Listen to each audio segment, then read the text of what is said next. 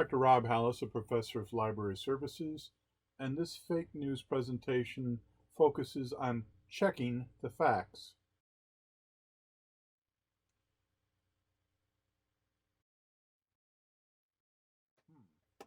We're going to stop this. Now, when you see a story, what is the claim? Does it sound reasonable to you? Does it use additional sources to verify what the story is advocating? Does it provide any supporting evidence? Take a look at who the author is and where the publication comes from, because as I just showed in that one graphic right before this, some of them are very liberal leaning, some of them are very conservative leaning. Your first impression in terms of looking through a particular story, are there hot words that are evoking an emotional response instead of a reasoned response? You know, what type of things do I advocate? And do I get angry if I don't see them in there? Am I happy if I see my own viewpoint amplified in there? Did the author cite any sources? And again, many times they're not going to use sources in the same way that we look for in an academic conversation. There's not a bibliography at the end of the publication, but they will talk about informed sources or White House sources. Generally, they will say anonymous sources. So all of these things need to be considered when you're determining whether or not what you're reading is accurate. Read beyond the actual article if you need to validate those resources.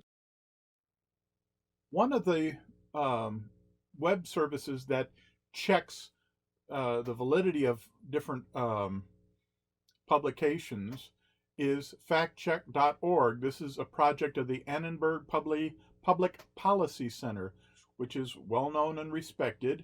And if you look across the navigation bar, there's home, there's articles. You can ask a question that if the people at this site choose it, they will dig into the what you're wanting them to validate, and then provide some information that either discredits it or credits it. You can also donate. There's some archives.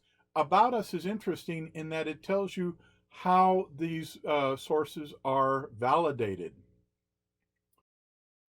One of the areas that's very important to us now is COVID-19.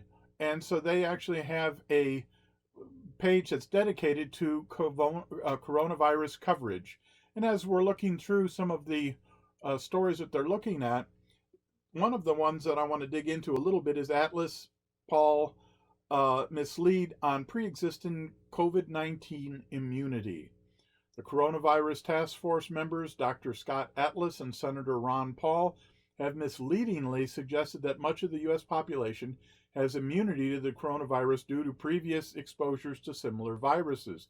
It goes on. When we get into their analysis of this particular story, it is very detailed. And you'll see that there are excerpts from that actually quote what different people said at different times. So in the first panel on the left-hand side, Dr. Fauci emphasizes that what's going on right now, all the things that are going on in New York to get to the positivity rate of 1% or less is because they are looking at the guidelines that we've put together and from their task force. And that New York's outbreak is because of community distancing, mask wearing, things of this nature. It's not because they've reached this herd immunity.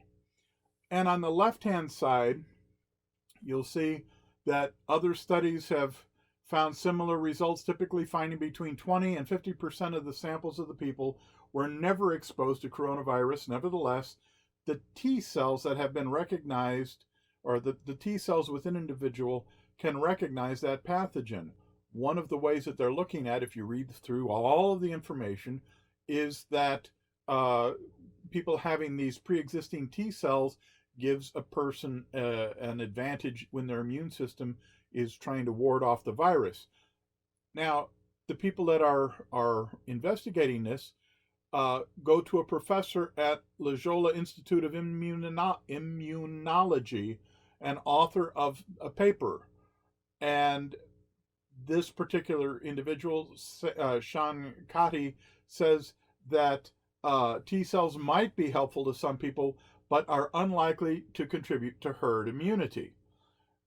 And what I'm getting at is in this long discussion of this one statement, the people have put together a rather extensive reading of a number of other experts as it relates to this particular issue.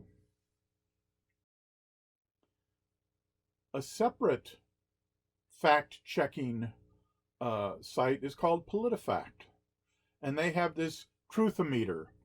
And in this one case, this individual, Peter Navarro, said that UF tariffs on China are not hurting anybody in the United States. Well, they did an in-depth analysis and concluded that the evidence is contrary is overwhelming, so they gave him a pants on fire rating. Well, let's take a little closer look at that. Again, we're going back to the coronavirus, and they're looking at a statement that Tucker Carlson made in October of 2020. According to a recent CDC report, almost everyone, 85%, who got the coronavirus in July was wearing a mask, and they were infected anyway. So clearly, wearing a mask didn't work the way they tell us it works. Well, in a rather lengthy and granular study, the people at Politifact found that Carlson misrepresented the CDC's paper's findings, and they outline in detail what the paper said and how it was misrepresented, and also that he misrepresented how masks work. Then at the very end of this lengthy investigation, the authors say, our ruling, the findings don't prove masks are ineffective either. Masks are the most effective at preventing infected people from spreading the virus, and studies show they can help slow the spread. The correlation the CDC found between positive coronavirus tests and going to restaurants and bars suggests that taking masks off to eat or drink might increase risk. So basically what they had done is looked at the CDC study and concluded that Tucker Carlson had misrepresented the findings of that particular study. And then they gave him the truthometer rating of primarily it's false. In another one, David McKinley stated that nearly 800 million opioid pills were shipped to Western Virginia, amounting to 433 pills for every man, woman, and child in the state. Well, that statement they found was mostly true. As you read through the rather long analysis of all of the information, they conclude with, McKinley said nearly 800 million opioid pills were shipped to West Virginia, amounting to 33 pills for every man, woman, and child in the state. Well, a state report put the number of pills flowing into West Virginia at more than 780 million.